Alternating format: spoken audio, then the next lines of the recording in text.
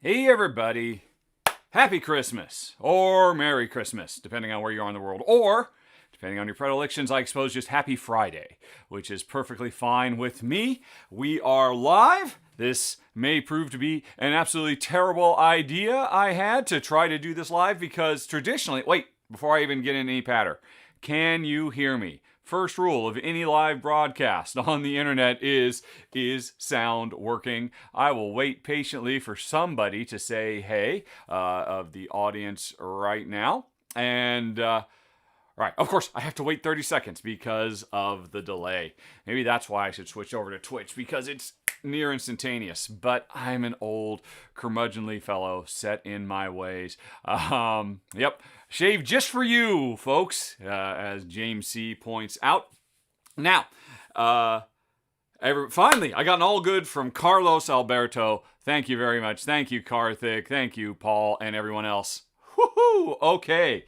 First hurdle passed for this very special holiday live Rahdo runs-through stream.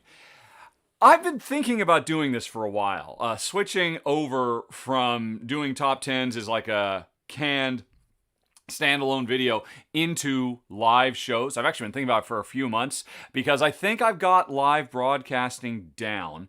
And to me, arguably, it's the same amount of work either way because I, create the little PowerPoint that has all the slides with the videos or the images and whatnot, and then I just record myself going through them one at a time, all in one take, and then I upload it, and then you watch it. So why not do it live? I think we'll find out why very shortly. Although, if this works out, I'm already thinking that a week from now, on the 1st of January, I'll do my traditional top 25 most anticipated games of the year live as well. Although I have not even started working on that list yet. And also, I should say, I am still going to kind of do this the way I normally do. I'm just going to blow through these 10 games and I'm sure you folks will have a few comments here and there along the lines of, what? What about X and Y and Z, and how could that possibly be there, and all of that? And I figure after the list is over, I will then start paying attention to the chat again, and we can talk about what a mockery I have made of the games of the year. And before we get to that, there are a bunch of games, of course, that came out this year, and I'm only talking about 10, and so I figure, as always, I start out with going over some caveats. First caveat, just in case you stumbled across this by accident and don't know, I tend to focus on games that work well with two players and that really kind of stay away from player conflict in the board game arena. So there's a lot of wonderful games out there. And in fact, some that I am absolutely 100% certain would have made my top 10 if Jen and I were a little bit more, or a bit less conflict averse. Like Oceans was an amazing game. I definitely think that could have been in my top 10, except it's all about it's big fish eating bigger fish, or vice versa. And so it really wasn't a keeper for us. Dune Imperium, no two ways about it. That would probably be in my top 3 of the year. It's an amazing design, marred only by its propensity to be true to the Dune universe, where, again, the big fish eat the smaller fish. And also, Dwellings of Eldervale, oh my gosh, that looks so amazing. I have to admit, I haven't even tried it, but I have read the rules for it several times, and I think that could have been a contender as well. But again, I stay away from the punchy punch, so those didn't make the list. Other things that will not be on this list are reprints. Jeez Louise, reprints are exploding. We're getting so many of them these days.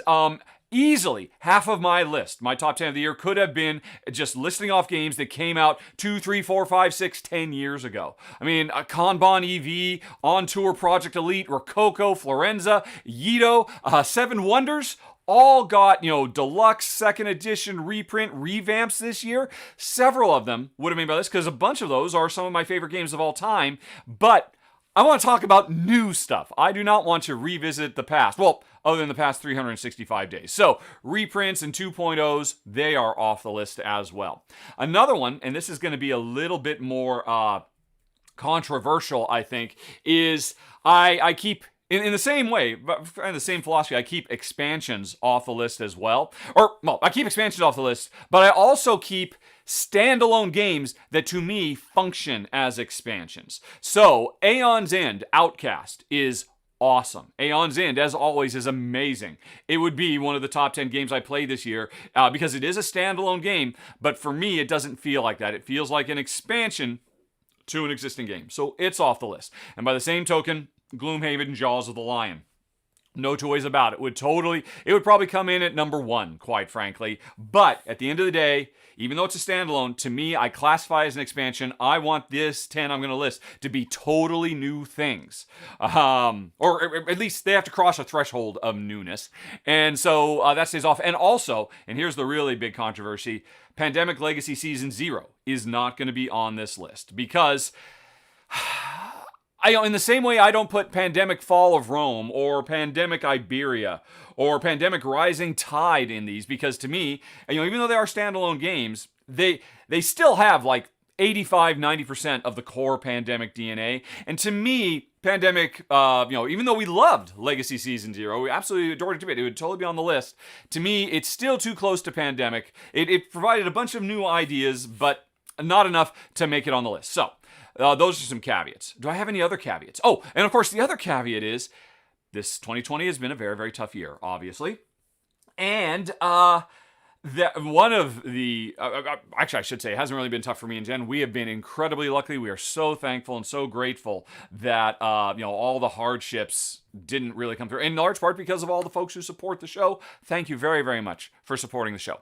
And, but one thing that definitely did hit me is, obviously, not going to board game conventions means a lot of the games I pick up for review, I get in person at board game conventions. So right now, I have a list of, I believe, 18 games that I've yet to get my hands on, that have not shown up at my door, that I didn't go to conventions to pick up, and I suspect they are all potential top 10 candidates. And this always happens every year, but never a number this big. Normally it's like a half a dozen games I still have to play that I haven't gotten to the table. Here, it's 18! So, if you stick around to the end, after I do the top 10, I will actually go through them as kind of like a second list. Because, as always, this is going to be a preliminary top 10. And in April, or this year, maybe it's going to be more like May, I circle back around after I've gotten a chance to play all the rest of the games, and I do an update where I see if any of those latecomers have actually managed to push their way in. And some of those 18 might. Like I said, I'll list them at the end because I made a little slideshow for them and stuff like that. All right, so I think that's all the caveats out of the way, so we can probably start the countdown, although I will just check to make sure, since we're doing this live, right? Excellent connection says YouTube, and live says OBS, and people haven't said I've gone silent or anything, although apparently some people vote beard, whatever that's about. We'll have to come back to that after the countdown is over and we do some Q&A. Anyway, though, and before we get going, let's get a drink of water. All right. So, are you folks ready? If so, where do I find my tab for PowerPoint? I have got it. Ready, spaghetti, folks? Then let's begin my preliminary top 10 board games of 2020, starting with Lost Ruins of Arnak, which is fantastic.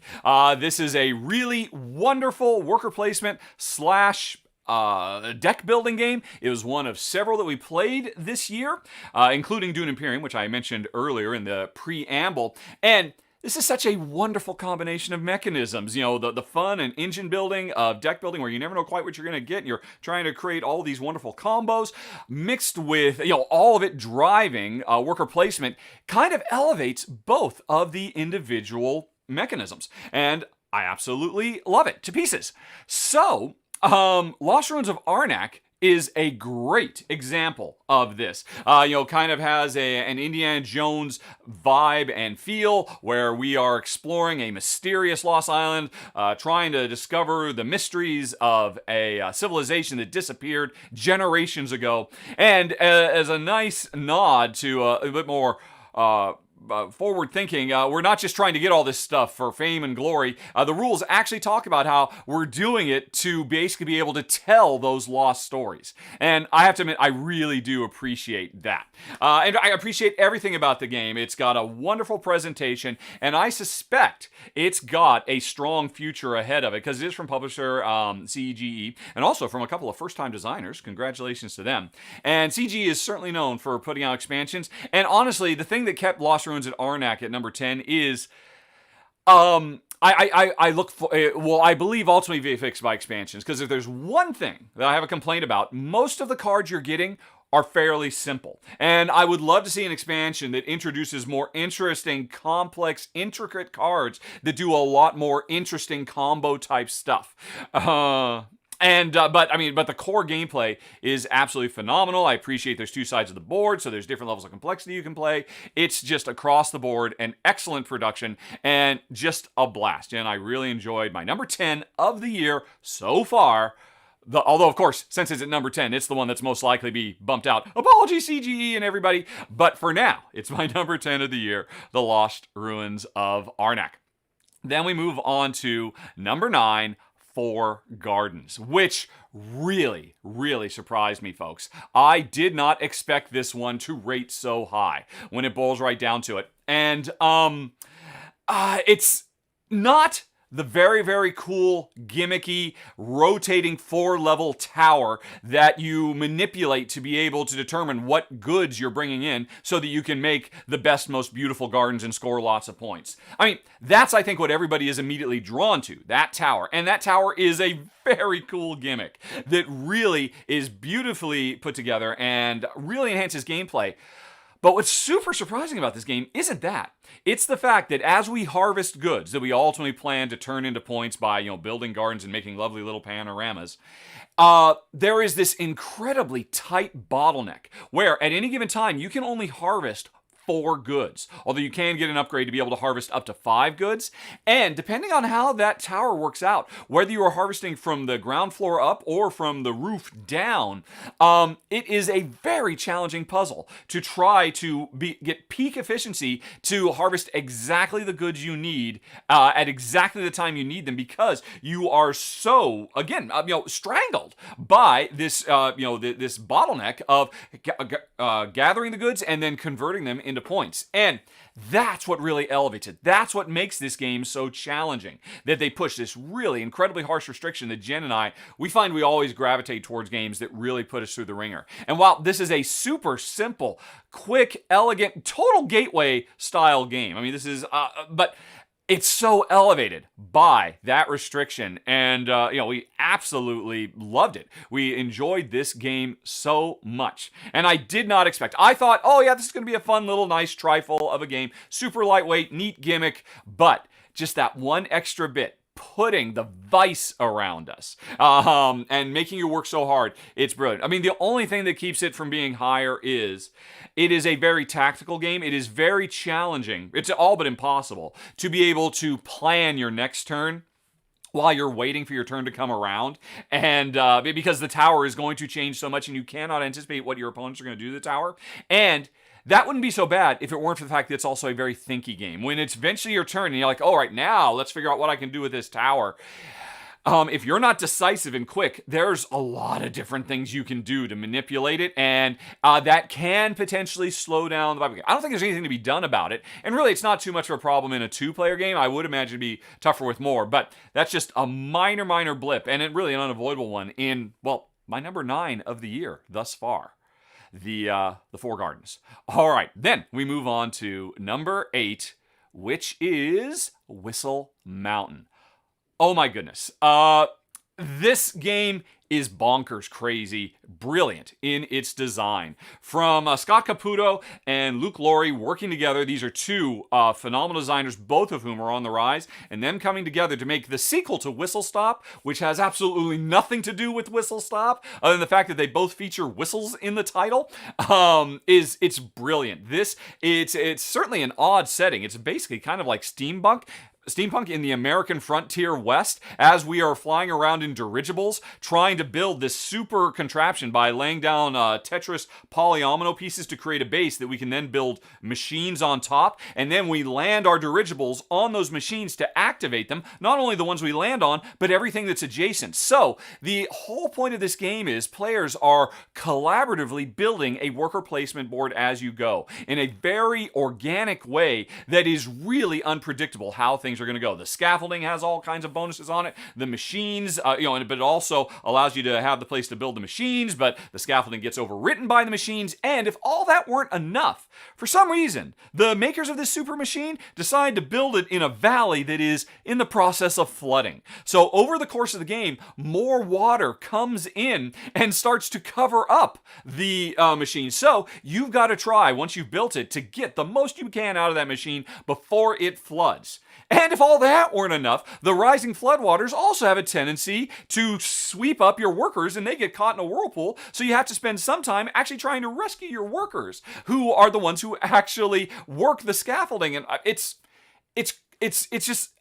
wild. This game is really outside the box, quite unlike anything else out there. This amazing combination of worker placement and tile laying, and great presentation, tons of replayability. The game comes with a mile-high stack of bonus tiles that people can be earning and trying to chase after to get special powers and all kinds of stuff. And it's just lovely. Very, very impressive. My number 8 of the year, Whistle Mountain. Then we go on to number 7, Pandoria Merchants, which I think of all the games on my list today is going to be the one that engenders the most, huh? What? I've never heard of that. Well, it's understandable. Here's the deal. In the year 2020, in case people are watching this in the far-flung future and are wondering, well, what happened in 2020? Well, we had a worldwide pandemic. And we're still working our way through it right now. And one of the things that many board game publishers did to try to help folks through, because they were stuck in their homes, couldn't play with all their old groups and stuff like that, several publishers released free downloadable print and play games. So folks could have something new to play. And Pandoria Merchants was one of them. From Bernd Eisenstein and Iron Games and Jeffrey Allers, this is a roll and write version of Pandoria, which was a very neat tile layer that came out a few years ago, which Jen I thought was really, really cool, but way too cutthroat and mean-spirited for Jen's and my taste. Anyway, Jeffrey and Bernd decided, hey, let's give back to the fans. Let's make a roll and write version of this game. They put it out, and it turned out to be so well liked, so well received. They said, okay, let's go on ahead and put this in a box and sell it. And so that is what they've done. Pandoria Merchants, I don't believe it's widely available yet. Hopefully it'll go, or actually I don't think Iron Games, I think mostly they do direct sales. But anyway, I got a copy of this. And it basically replaces, the mountain of tiles that you have. We're basically exploring a new land, laying down tiles so that we can exploit those tiles to get resources, so that we can build buildings or cast spells, because this is kind of a fantasy realm, and score a lot of points along the way. The original game was a tile layer where we're putting out tiles and also putting workers on the board to try and claim adjacent tiles and get big paydays, big influx. So it replaces the tiles with dice, and much like King Domino Duel. Instead of having all these domino tiles, we roll the dice and that creates a dynamic domino, sometimes with wild cards or doubles that create artifacts and all kinds of stuff. And then we have to put these dice together and pretend that they are a tile that we're using to expand the landscape. And then we also put one of our workers down by literally just writing our initials on the board to say, yeah, there's one of my workers. And this game is brilliant. For my money, it is better than its predecessor, Pandoria, because one of the beautiful things they did in rejigging it to make it work as a roll and write is they got rid of the cutthroat. Players can no longer exterminate each other's workers. So once I've laid claim in this land, that is mine. I'll be able to leverage it for the rest of the game, and that so elevates this. And the thing that really makes Pandoria Merchants stand out for me above all else is, in a world where roll and writes tend to be nice, light gateway affairs that you can sit down and teach and anybody can learn really quick and just have a good time, I think Pandoria Merchants might be the heaviest roll and write on the market. It is so deep because it really does not pull back from just how heavy and rich Pandoria was. but just transforms that into roll and write form, and I love that. Now, it's got competition. Roam and Roll is arguably, I would say, the most complex roll and write on the market, but I think Pandoria Merchants, while it's simpler and a bit more streamlined, is maybe even heavier still. Jen and I found as we were playing this, we were just pulling our hair out in the best way because it so put us through the ringer. There are so many incredibly tough choices, and it's pretty rare that Jen and I enjoy a game where we're working in a communal area where we can cut each other off. But here it worked pretty well because every time, if you make a move that cuts me off, all you're doing is allowing me to harvest stuff earlier and giving me other stuff that I can leverage later. The synergy between players in this game is very palpable. It's amazing. It is a miracle. And it is, to my mind, currently the high watermark for folks for the very, very small, nascent genre of heavy roll and writes. And we loved it to pieces. And it is my number 7 of the year, Pandoria Merchants. But now we move on to number 6, Praga Caput Regni, which, if Jen were to come in here right now, and she could, but she says, yeah, there's no way I am not getting myself ready for a live broadcast on Christmas Day. In fact, she's in the other room doing a Zoom with her sister and the kids down in California while they open presents and all that. And I should be there, but I'm here with you folks. Although I did put my time in there and I said, hey to Zane and Zoe, hey Zane and Zoe, and all the rest of you. But anyway, so I only mentioned this would probably be Jen's number 1 of the year, I think. But we cannot confirm that right now. It's my number 6. It's the latest from Vladimir Suchy, and it shows Vladimir and his new startup publishing house, Delicious Games, is just continuing to improve game upon game upon game, and this thing is amazing. It kind of I couldn't begrudge anybody for saying, well, hey, it kind of has a Zulk in the Mind calendar vibe because it does have this very, very cool rotating gear cog that represents how you do action selection, because as it rotates, new actions become available, old ones get too expensive, and the actions themselves are all about players collaboratively helping to develop the city of Prague, which was the capital of the nation, which I believe is what Praga Caput Regni means in Latin.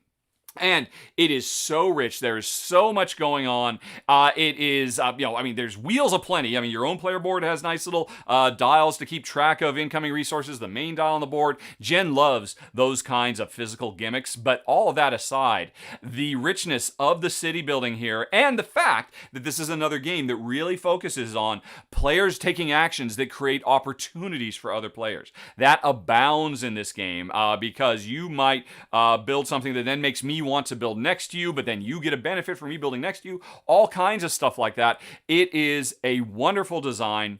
I don't know if it's Vladimir Suchy's best. I'd have to, it's tough to beat Shipyard, but Shipyard has a high nostalgia factor for me. But it is a fantastic game if you want to check it out. By the way, I have done run-throughs for all 10 of these games, so you can go check those out. And interestingly, the run-through we did for Praga Caput Regni was live, so you can watch Jen and I play together and watch me literally melt down on camera as I make a few early mistakes and I realize I'm doomed. But am I? Stick around to the end. Anyway.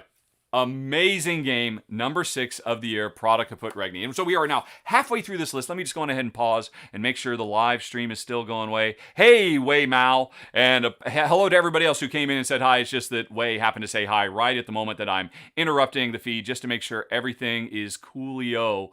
All right. Yeah, I see some people starting to make comments about choices I'm making. Keep those comments for the end because I want to hear it. That's why we're live, because we are definitely going to have a discussion about this list. But we can't do that until we get through it. So let's move on to number 5 is Bonfire. Of course, a Stefan Feld game is going to show up on my list if a Stefan Feld game comes out this year. And Bonfire is fantastic. It's interesting. This kind of, for me, feels like a return to the Feld of old. A few years ago, we were, like 4, 5, 6 years ago, we were getting a constant, steady stream of really rich, complex, interwoven mechanisms from Feld. When you look at Trajan and Macau and Luna and Aquasphere and over the last few years, it seems like Feld, or Stefan, to his friends, has been kind of simplifying and streamlining. There was foreign trade in them, but we're seeing just a lot of smaller, easier games. Card and dice versions of Burgundy and whatnot. On Kickstarter this year, there was Cocapelli, which was brilliant, but still on the lighter side. And Bonfire, to me, I so love it. Aside from the fact that it's a brilliant design, all about gnomes trying to relight mystical bonfires to bring light back into the world, and they do that by marshaling their forces through this cool little tile-laying puzzle that feels like it's a polyomino Tetris-style game, and yet it's not. It's very different while still having kind of that same feel. And that's what drives this overall game of exploration and building and unification are the central themes of it, which is all very lovely. Although it's a dry, Steffenfeld game with the theme is there if you want it, and I do. But it's really what I love so much is all the variability, all the different cards that come out that give you different targets to chase. The fact that there's there's like a half a dozen different things you can be pursuing at a given time. And yes, this is a point salad, but I say that lovingly and happily because a lot of people mistakenly think point salad games, like a lot of these Feld designs are, well, just do whatever you want. It doesn't really matter because everything makes you points. If you think that and you just do whatever you want, I guarantee I will win, because these games are always about, amongst this huge smorgasbord of things you can do, trying to focus like a laser on just a couple of things, and finding the peak, most efficient way to achieve those goals is what a great Feld design is all about, and Bonfire has that in spades. And both Jen and I absolutely adore it to pieces. We love the new puzzle of the tiling to drive everything. We love the little meeples that kind of look like baby Yodas, or I suppose I should say baby Grogus now. Everything about the game is fantastic. And like I said, it signals a return to what really made us fall in love with Feld. So that's my number 5, Bonfire. But then we go on to number 4, the Castles of Tuscany.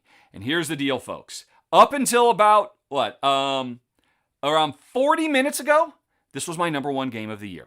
It really, because it is so great. And I will admit, this is the game that is kind of skirting the edge of that caveat I had right up front of, I want this to be a list about new stuff, because Castles of Tuscany is basically Castles of Burgundy 2. And it takes a lot of the core of Burgundy, but simplifies it, streamlines it, polishes and hones it down to a diamond and gives you a Burgundy experience in about a third of the time it takes to play Burgundy. But I do think it stands on its own, because this is not a 90% Burgundy game. This is maybe like a 60 or 70%, because this is what Castles of Burgundy would be like if it were fused with Ticket to Ride. And that's brilliant. Turns out that is absolutely awesome, and it's probably the most fun I've had. And I've played this game, not quite a dozen times now, but probably like 9 or 10 times this year, because it's so quick, it's so fast. We have played it on Tabletopia and enjoyed it mightily there. Sitting out on the couch, we played it at the table. I just can't stop playing. I absolutely adore it. So, and it's hard. It's a tile-laying game. The Ticket to Ride stuff is drafting cards as fast as you can to get big, gigantic hands of cards so you can pull off really big moves that are kind of Burgundy-esque, building up a lovely countryside and triggering all kinds of cool combo scoring bonuses and whatnot. And at the heart of it, a very, very cool scoring system where do you go for small gains early that'll pay out over the course of the game, or save it for those really big moves. Everything about it is great. The reason it got dropped down is I was doing a little bit of last-minute research this morning before I went live, and I saw somebody posted about the Tuscany French rules, and they were complaining about how terrible they are, because there's actually sections in there that are still in English and all kinds of and stuff that references the wrong colors. And I'm like, oh, that's right, I totally forgot. Tuscany has arguably the most poorly produced rule book of any game this entire year, and it's true. The English rules on the surface seem pretty easy. And I have to admit, the first few times we played, I thought I understood how I played, until I realized, there's just fundamentally wrong information. The translation of the rule books to, maybe the German is originally fine, but the French and the English translations have huge problems. And I thought about it and like, you know what? A game isn't just a game. The game is the sum total of everything it's got going on. And it was such a poor job done on the translation of these rules that it's all but guaranteed. If you only go by the rules, you will play the game incorrectly. You'll still have a good time. Well, I certainly did the first few times I played, but I had to knock it down because of that. So, there's a slight caveat. This is probably the most fun I've had this year, if you take out my earlier caveats. But the rulebook really busted Castles of Tuscany down a few pegs, sadly. And interestingly, Castle of Tuscany, everything I just talked about, Bonfire being a return to Feld, this is more like the new Feld. And I love that I got both. And this is interesting to me. As much as I just raved about how I love the return to the old Feld, the big, long, complex, intricate mechanisms within mechanisms thing, I put Tuscany above Bonfire. Does that mean I prefer the newer Feld, the more streamlined, light? I mean, maybe this could be a reflection of shifting tastes for me and Jen. Maybe. I wouldn't be surprised. I would have to do some internal monologuing on that, because it didn't occur to me until I just mentioned it as I put these two side by side. Well, why, if I love the old Feld so much, why am I giving the new Feld the nod? Because I do. It's my number 4 of the year, the Castles of Tuscany. Then we go on to number 3, Cosmic Colonies. Oh my goodness, folks. Wow. I actually played this back in 2019 when it was on Kickstarter, and I was blown away by it then. This is essentially a polyomino Tetris tile laying game. I mean, if you love Tetris, now is the time to become a board game fan, because you will find so many wonderful offshoots. Tetris gave us so much gaming, but here's the deal. It's not the Tetris tiling that really makes me love Cosmic Colonies, although it's very well done. Like top of class style Tetris. Here's the deal. This is a game where we are trying to make colonies on asteroids to mine minerals and all of that. And that's what the tiling is, building up all our infrastructure on the colony and trying to score points and by collecting certain minerals and all that. But it's what drives the tiling. At its heart, this is a card drafting game like Seven Wonders or Sushi Go or those style of games where I've got a hand of cards, I got to play one. In this game, you play 2 every round instead of 1, which is very much appreciated, much like Isle of Cats or Bunny Kingdom. I love that extra little bit, gives you a little bit more flexibility. And here's the interesting thing about these cards, they're multi-use. So you can use them to harvest resources or for their special powers. So that's always tough choice as well. Plus, their strength at harvesting also determines their initiative. So turn order, maybe I need something really bad. I don't need a lot of it, so I'll play a low card and get that stuff quick. Or I'll ignore that and use the card for its power, because that's really what I care about. And because you're going to play 2 cards every round, each card has a morning and a night. So if you play the first card this way and the second card that way, so it has kind of a Gloomhaven thing going on as well. Each of these cards have 2 powers, and the order you play them has a huge difference as well. All this stuff is amazing. But then on top of all that, here's what really pushes it over the top to me. Like I said, this is a card drafting game. And you would expect, I play 2 cards, and then I hand the cards I didn't play to my opponent, and then I get new cards. In this game, I find the 2 best cards I can play, I play them, and then those are the cards that go ring robin around the table and I give to my opponent. And that is so brilliant. That is such an escalation that, hey, what do you know? If I really want to use these cards, the ones that are clearly the best thing to do at this point, I now have to give them to you so you can use them next turn. And I can't keep them from you. If I want to use them, I have to give them away.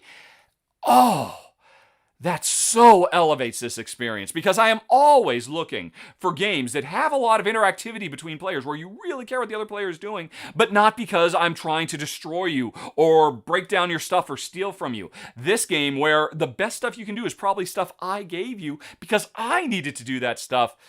This game is amazing. It is so good. It puts its designer, Scott Almes. Just a few days ago, I did an updated top 10 designers, or it was like top 10 additional designers, because my original designers list I did 5 years ago, that still stands. But in my additional top 10 designers, I had to put Scott Almes. I've always respected his design. The Tiny Epic games are brilliant. How much he gets in such a tiny box, but Cosmic Colonies takes him to a whole nother level. It is just an amazing design. This would have been just an amazing tile laying game by itself. This would have been an amazing card drafting game by itself. The fact that you've got 2 amazing games jammed into one box, well, it put Cosmic Colonies at my number 3 of the year. Okay, then we go on to number 2, Merv, Heart of the Silk Road. From a relative newcomer, Fabio Lapiano. Look at me. It's right here behind me. Yes. Fabio Lapiano, who, I believe this is his 3rd big box published game, and he is just improving game upon game upon game. And this is definitely his best. And At its heart, this is hey, there's merchants on the Silk Road stopping in Merv, which at one point was the most popular, the highest population city in the world because it was a center of worldwide trade on the Silk Road. Although eventually, invading Mongol hordes tore it down, and that's definitely something you have to worry about in this game because while we're trying to get points by engaging in trade with caravans and making good with the Sultan and all the rest of it, we have to set up defenses because the invaders will eventually come and tear down what we have built. I mean, that's all very nice, but there's a few things that really make this game step out. This is another wonderful example of players creating opportunities for each other because the main thing we're doing is building new buildings that unlock different actions we can do. Engage in trade, build defenses, get educated at the academy, work our way up the mosque, all that kind of stuff. Build more defenses. But as we put more buildings in the city, in either rows or columns, because it's a perfect grid city, somebody else has the opportunity to move to the row where I've built a lot of buildings and activate all my buildings. And I'm like, hey, I set all those up so I can create cool combos off it. But then you, because turn order is a huge part of this game, move in and activate all my buildings. Now, the beautiful thing is, maybe I don't mind because I then, on your turn, get passive income that I'll be able to use on my turn. And that's awesome in and of itself. That level of intertwinedness between players really makes this something special. That said, it would not in and of itself, because there have been other games that have done this, wonderful Euros that are bright and colorful like Merv. The thing that really pushes this so high up the list for me this year is, it's unique to me and Jen potentially because we so solely focus on two-player experiences.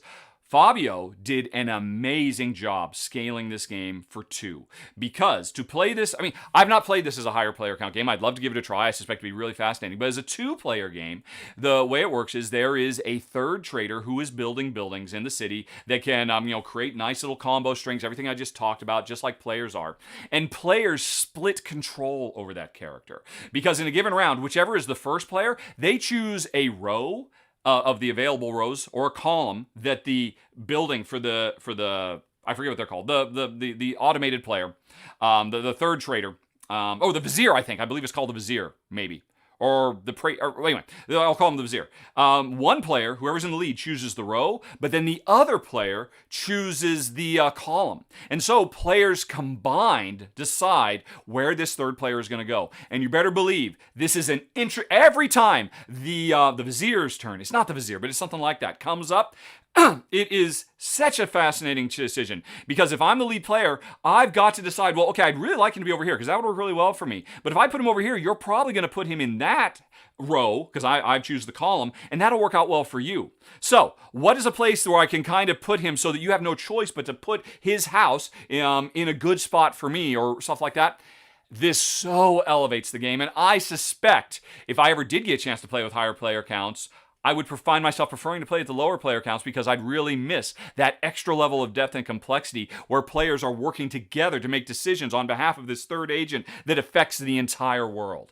It's awesome. He did such a great job, and it's that wonderful two-player variant that I hope all designers focus on and study and recognize that two-player doesn't have to be an afterthought. It can be its own rich, robust beast. If you do a little bit of extra work, and Fabio definitely did, and that's why Merv is my number 2 of the year. But save the best for last, folks. My number 1 of the year, which I knew was going to do well when I covered it when it was on Kickstarter last year. Hey, we're live. Can anybody guess what my number 1 is? I'm actually going to wait a little bit while I vamp for 30 seconds and see if anybody can figure it out before I declare it. Spoilers, I did it when I covered it when it was on Kickstarter last year, and at the time, I was really blown away by it, and I don't think it made my number 1 game of that month because there were some of the best games of 2019 I also played that month, but I swore it was going to do very, very well in the 2020 rules or 2020 rundown. Although I did not think it was going to be that big because it's an abstract game and it's a very light little gateway game. This is not what I find myself gravitating towards normally. And it really actually kind of underlines just how strong a year it has been for really wonderful, crunchy, interesting, lighter games. And yep, enough people have guessed it now, so I will go on ahead and reveal it's Calico. Wow! This game It doesn't look like much. It's a simple, abstract little tile-laying game where ostensibly players are trying to make the best, make quilts out of little hex tiles by drafting tiles. You've got a few in your hand. Every round you got to pick one and then take another one. And every tile has a few different ways. You could score it based on its color, based on its pattern, based on its position, based on other meta objectives that everybody is chasing after. And it's a very tiny board. You're very, very limited and restricted, and every single tile is agonizing. There's a really fun YouTube channel called Board Game Gran, and recently she did a video that was the sounds of Calico, and it was really just herself, recording herself, and I'm assuming her daughter or somebody playing the game, and just like, oh my gosh, I can't. And this is what this game does to you from start to finish. It is fiendishly challenging. And on the surface, it's so simple. I've got a few tiles. I'm just going to put one out here somewhere. I'm trying to score some points on it, and then I take another one from the public display. Once they're filled up, the game is over. And yet, it has tied me more in knots in a good way. In a, oh my gosh, what is the best move here? And it's filled me with more excitement and angst and tension as everything depends on me getting that tile that's up there. Will I get it? Nobody else wants it. Nobody else needs it. Oh, please let me get that tile. Because if I can get that tile, everything. And whether you do or you don't, you are so enraptured by this game. I did not expect it to be my number one. And to be fair, Tuscany was my number one. It's really my number two. But Tuscany, sorry, your rules disqualified you from number one. And I'm more than happy for Calico to take the spot. And is this another reflection, like I was talking about earlier, of shifting tastes? Am I getting older and, more set in my ways, and I'm having a harder time with the bigger, longer, heavier things, and I find myself more attracted to the things that are just as rich and challenging and deep, but that play in a quarter of the time with simpler rules that are harder to mix up? Maybe. We'll see what 21 has to offer. We'll find out next month when I do my anticipated list. But yeah, folks, Calico is beyond good. It is, and I don't care about cats. I'm a dog guy through and through. I don't care about quilts. Abstracts are normally a kiss of death for me. There's just enough theme here to pull me in. If it had been a pure abstract like a Yinch, probably. And let this be another message to developers out there. You don't have to go pure abstract. Put a little bit of theme on, just a tiny smooch, just kind of gets it over the top. And I just need a little bit to pull me in. And so Calico pulled me in with the beautiful Beth Sobel art, but the design by newcomer Kevin Russ, I think. Ken Russ? Kevin Russ. Watch this guy. He is going to be a designer to watch moving forward. And if you want to know why, watch the top 10 designers that Jeremy and I did the other day. Jeremy Howard. But anyway, yeah, that's my number one, folks. And that's it. Those were 10 games live on Christmas Day for 2020. And I'm going to take a drink of water. Because, as you can see, if nothing else, this is proof that I do my top 10s in one take. People might not believe it, but yeah, I've always done it this way because I think it has a certain energy, and I don't want to feel too prepared and scripted and stuff like that. But anyway, I'm thirsty. Okay. So, we have a bunch of people watching here. Wow, over 400 folks watching. Again, sorry, you were not here at front. Let me, once again, wish you all a very hail and hearty Happy Christmas, or Merry Christmas, or just Good Friday. No, that's a very specific thing. Or, have a wonderful Friday, depending on whatever you... Welcome. Thanks for joining. That was my list for now. Again, as I said up front, I will be revisiting this list at the end of the year. Or not, sorry, at the end of the year. Come April or May, once I've had a chance to get my hands on a few more of those 18 games that we've missed out. And I might as well talk about those right now. Let's just get these out of the way, because I made a slideshow, because I was experimenting with different features in OBS. So I need to go over to this other tab. So let's start talking about 18 games that publishers... Please send me review copies of these games so I can cover them, because these all look amazing to me, and clock is ticking. You've got a few months to see if you might make it onto the updated list come halfway through 2021, right around the same time that Dice Tower does its yearly Dice Tower Awards. So anyway, though, my slideshow tab is there. So let's talk briefly about Cloud Age. Alexander Pfister, I believe it was supposed to be out, and it just, I think it's only just now going out. A few people have it. Capstone hasn't gotten their copies. I'm confident I'll get my hands on it. I'm confident I will love it. The only surprise is, apparently, this is lighter than his recent Pfister games. It's, it's kind of more of a midweight. I'm guessing kind of an Isle of Skye thing. Still, cannot wait. Must play Cloud Age. Monasterium seems to be the latest lovely, rich, complex Euro game from DLP Games. They always produce really solid designs. I would really love to give this a go. If I'm desperate, I did notice Monasterium is on Tabletopia. So maybe I will break down and try that. But still, I'd much rather play it for Realsy Reels so I can do a run-through for you folks with Realsy Reels stuff, because you don't want to see Tabletopia run-throughs, do you? That's a question. Do you? Let me know. Anyway, because we're live and you can answer that question. But Switch and Signal from Cosmos. Here's what's interesting about this. It's a, what do you call it? A cooperative train route building game. I'm in love with the idea of a cooperative Age of Steam. I'm sure this is much, much lighter and whatnot, but still, that's a very, very interesting idea. Anno 1800, the latest from Martin Wallace, and, oh no, I've made my border's a bit off. Let's fix that. I don't need to, but let's just go on ahead and scooch you a little bit over so I get a nice, solid, doesn't that look a bit nicer? There we go, there we go. Joys of doing it live. Okay, yeah, Anno 1800 from Martin Wallace. I've heard nothing but great things, and I strongly suspect this will probably punch its way into the top 10. It is based on presumably a very popular... Oh, wait, did the black not go all the way down? Why am I worrying about this? I shouldn't worry about this. Oh, and then I made myself go away. Ha, ha, ha. Live, should have left it be. Oh, there we go. Okay, there we go. Now that's perfect. Now I'll lock it in place, and now... we can start the whole show over because that was wrong. Anyway, though. Martin Wallace is an amazing designer. This is apparently a popular, very popular Civilization-style game, and from the people who have played it, because it's available very, very limited in Europe, it's really the bee's knees. So I wouldn't be surprised if it makes my top 10, and hopefully Cosmos brings it to my door.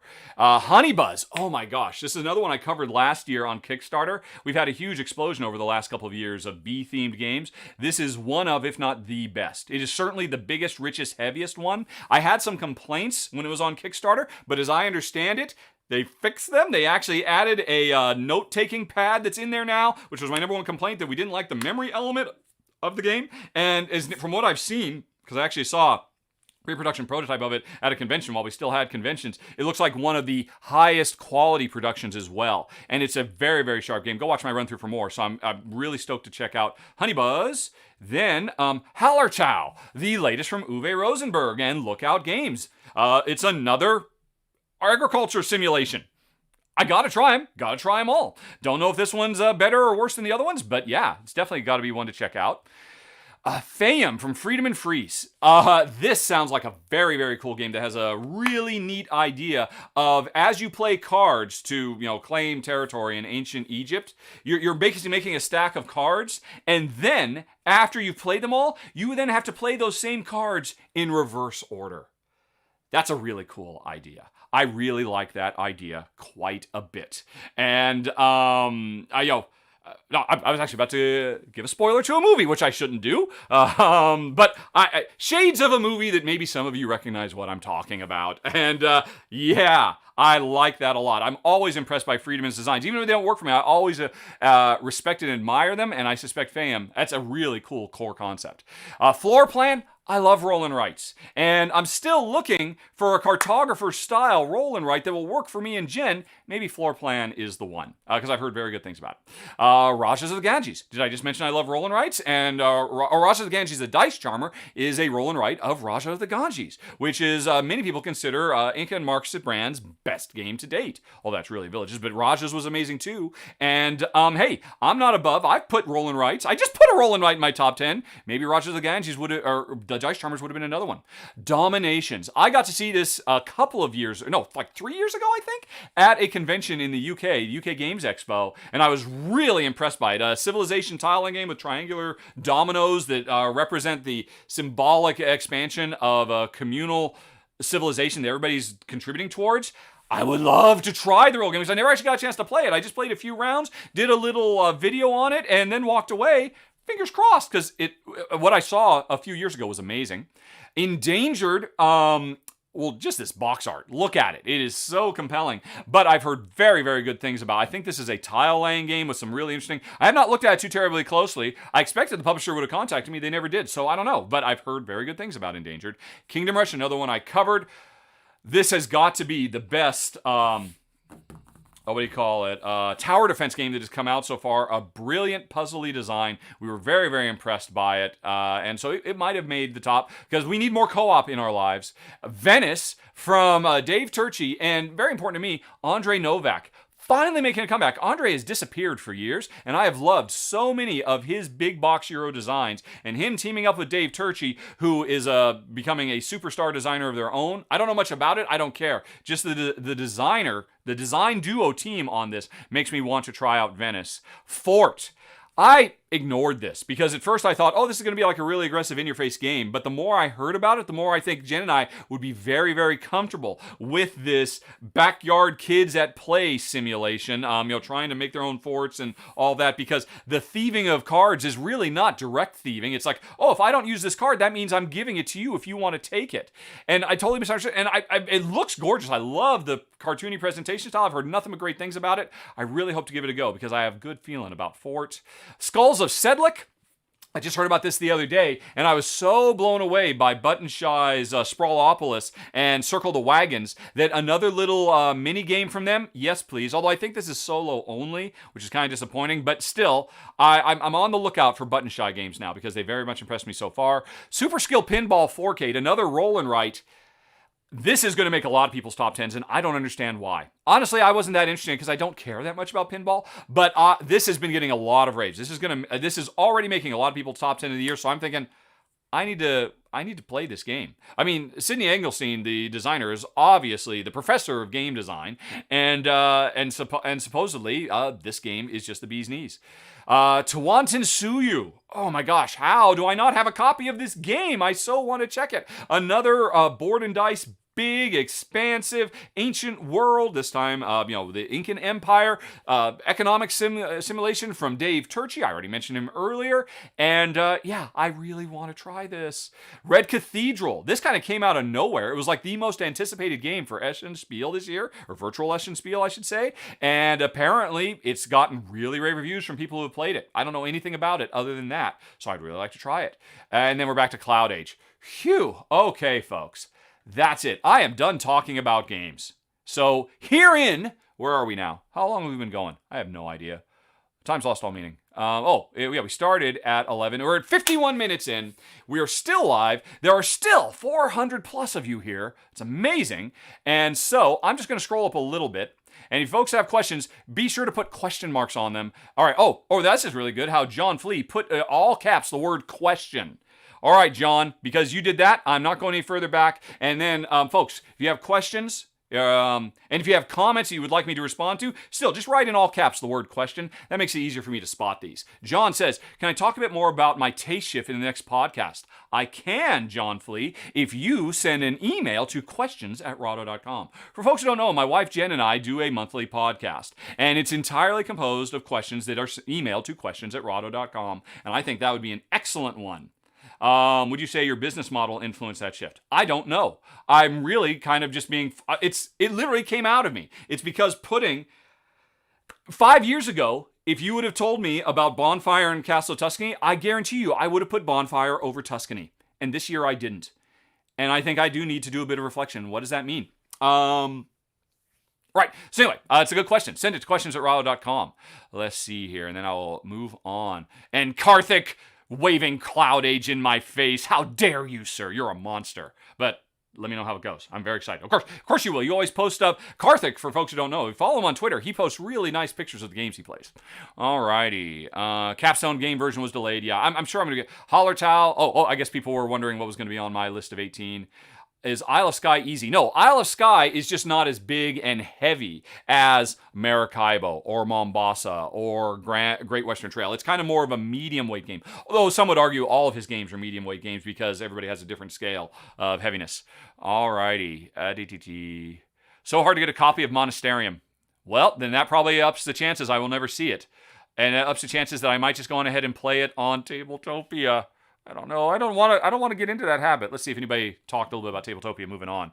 No, well, actually, right there. No, no, no, no, no. Tabletopia run-throughs, says Spiros and Step into the Portal. No, says Monica. No, says Niramas. No, says Gerard. No, says Spiros again, because just in case I didn't get his first no. No, says James. All right, okay. I don't want to do it either, quite frankly. I mean, I could see doing it in a pinch if there's just like, okay, like, here's the deal. If Hallertau is really hard to get, and I don't know, or Monasterium.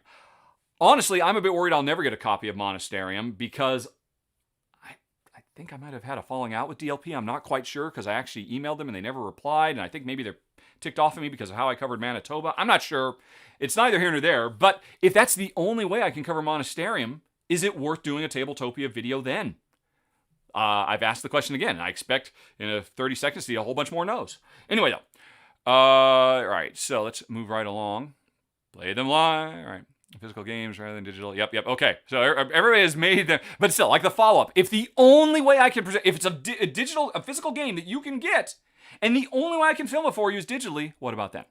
Alrighty. Because actually, this did come up earlier this year. Carnegie, which I really wanted to cover in November, but I didn't really have the time, so Shay took it on. He was going to cover it, and I'm super excited about Carnegie. But it turns out they couldn't get their prototype ready in time, so they said, well, hey, we're still going to launch. Could you, we have it on Board Game Arena. Could you film that? And we talked about it, and we all agreed it was going to be terrible. But Shay did a test. He did a test, which will never see the light of day, because it was just, oh my gosh, watching somebody play something on Board Game Arena. Ugh. It's a great platform, but not great for viewing. But, you know, it has come up, and there have been other publishers who said, look, we don't have a prototype. We're going on Kickstarter. We'd love you to cover it digitally. I mean, so that's still an open question. I'm sure you guys have already started answering it by now. But anyway, moving right along. All right. Oceans, yes. Yeah, and Honeybuzz. So people are just shouting games as I mention them. And, you know, more power to you. All righty. And all right. I'm just going to start looking a little bit more. I can't read all this stuff. There's so much. Too many games not played. Yeah. All right. Hallertau is great. DD. This is exciting for you folks. Dominations. Dominations does look cool. Endangered is great fun. Got it today. I hope to get it someday. Your right. Endangered is cool, says Karthik, and Ragusa is lovely. Yes, it is. Not everybody agrees on Ragusa, but I'm glad to see you're on your team Ragusa. And I got to try Kalamala, another game from Fabio Lapiano, which originally was a 3-player minimum, but apparently he's since released 2-player rules. And considering what a great job he did for 2-player Merv, I gotta check that out. Anyway, alrighty, Jeff is designer. All right, Tekenu, somebody. John Flea asks, dude, Tekenu. I mean, yeah, it's right there. Oh, you can't see it. It's right there. It's an excellent game. Here's what I didn't make. It did not make my list for the exact same reason that Merv did.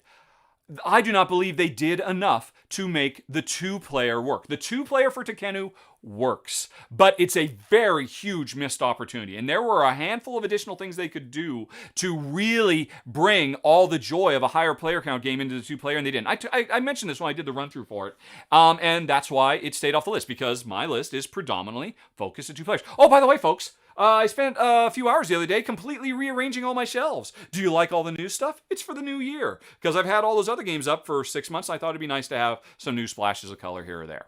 Alrighty. Yeah, the Pigmall one not really grabbing you.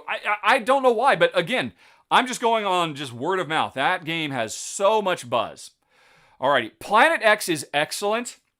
And I know it's going to make a lot of top 10s too. At the end of the day, what do you call it? Deduction and reverse deduction, all that. We like it, but that's just not our jam. We prefer engine building more than deducing. I mean, Jedi, that's another thing we've learned recently, because, you know, we've had some more opportunities to do like Sherlock Holmes consulting detective style stuff, and we're like, I just don't know if we want to spend all our time deducing. We want to build things instead of figure things out. So Planet X was it was a really great example of the form, but yeah, we're just kind of, it's just not our jam anymore. Alrighty. How did you decide How did you decide how far to push down Tuscany?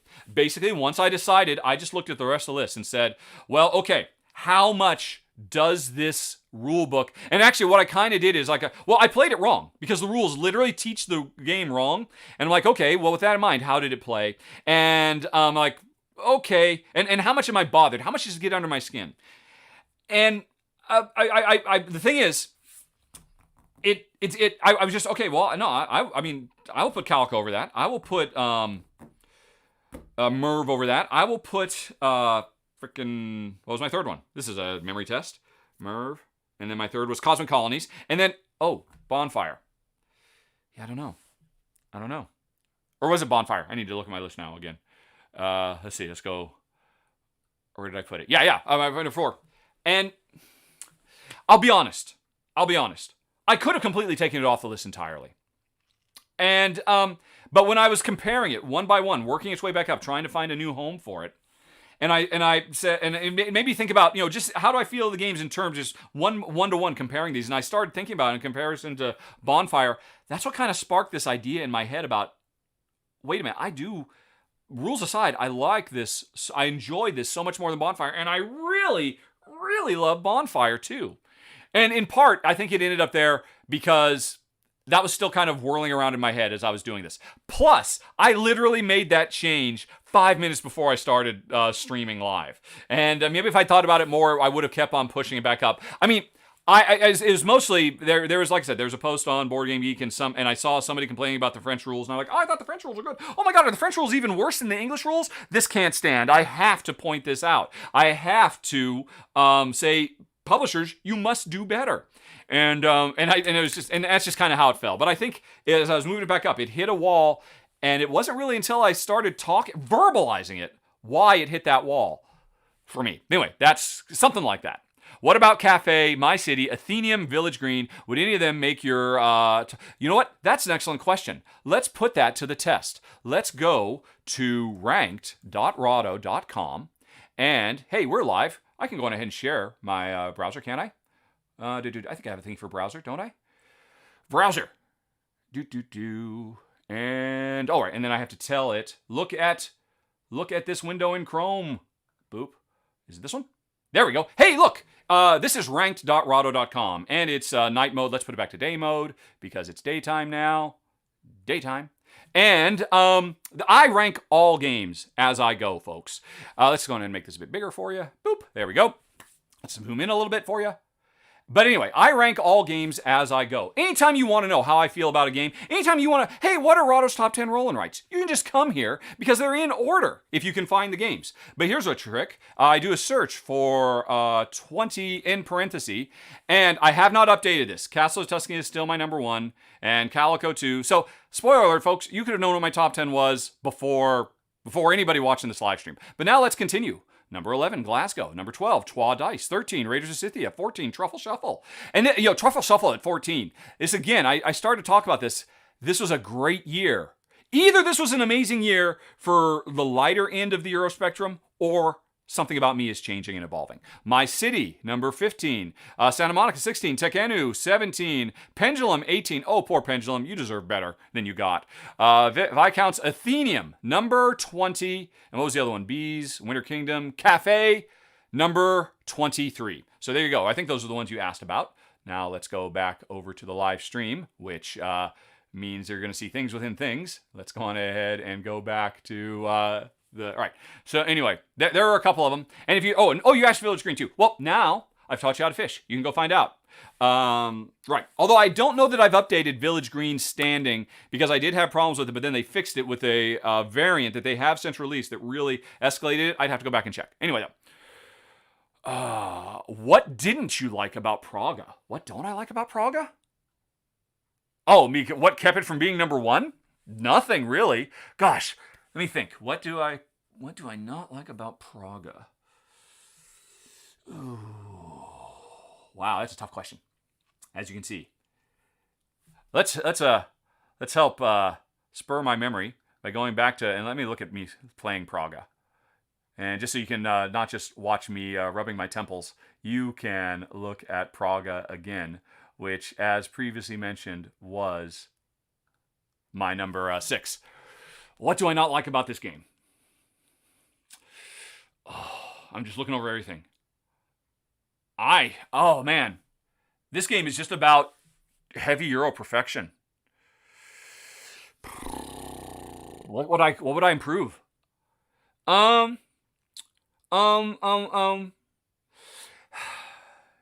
If I were to think about what might be missing from this game, well, I was going to say, there's no unique player powers. That's all. You can always throw unique player powers in. That's always kind of nice. I honestly expect there will be an expansion for this, and that will do that. Same as, Underwater Cities expansion, which was excellent and really kind of elevated the game to the next level. But I love the 3D tactile nature of it. Not that they're all shown in this video. I love the city building. It's so great. I love the art. I love the extra work done for the dual layer player boards. That's just a nice physical touch. All of the different paths to victory, whether you're running the road or you're building your own little personal engine, and they're all compelling, whether you're working your way up the cathedral, the palace. Yeah, I don't know, man. I honestly can't think of anything I don't like about Praga, Caput, Regni. So, if you're asking, why is it at number 6? Why isn't it my number 1 year of the game? It's not that there's any problems. It's just that there were other games I liked more. That's really what it has to come down to, if, in fact, that was your question. Okay, DTT. Hey, and this live thing seems to be working out okay, doesn't it? And thank you, Step. All right, I think we've finally gotten to the part where I said, hey, ask in all caps questions, because Step into the portal. I really need to get one of those things that lets me put the question on screen, don't I? Should I just leave the games running in the background? Probably I should, instead of just me, right? Me zoomed in. Hello. I don't know. Tell me. Well, it'll be a while for you. Anyway, sorry. So question. You received the expansion for Star Wars Expeditions. Is the expansion necessary? You received the expansion for Star Wars Expeditions? No, it's not. It's nice. It's not the expansion I would have made. It is great to have who was, I think it adds Scotty. And Scotty's like always been my favorite. Member of the original crew. But no, it didn't do what it really needed to do. So it's good to have if you're a Star Trek Expedition lover like me, right there, just off camera. But if you haven't gotten it, because it's hard to get, I wouldn't worry about it too much. What is my take on Oceans? I did a run through on Oceans earlier this year. Hey, I know what I can do. Let's see. Let's go on ahead and bust this pop out. Let's pop out this chat. All right. And then let's go back to browser view. Browser. And then let's go and say, don't look at that browser. Look at this browser. Is that the right one? No. Look at that one. There we go. Hey, it's a chat thread. Okay, we can, all right, so, all right, let's go back up. Where was I? All right, Trek. No.